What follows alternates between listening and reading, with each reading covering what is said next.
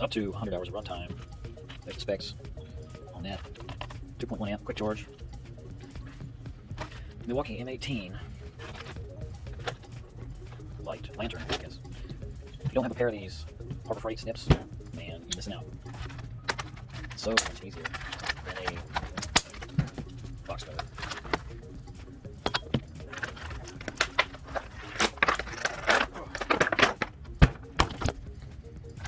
Not bad. A couple little things on the top. Got a USB charger port. It's a little chintzy here.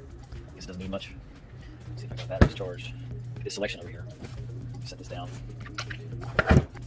So we got 4 bars. Slap it on there. Sits pretty good. Pretty tall, actually. See how bright it is. Oh, killing me. See how it's bright on one side, not the other. And you can adjust 360-degree viewing. Not too bad. It was rated pretty good online, so I figured I'd try it out. Got different modes. Should be useful.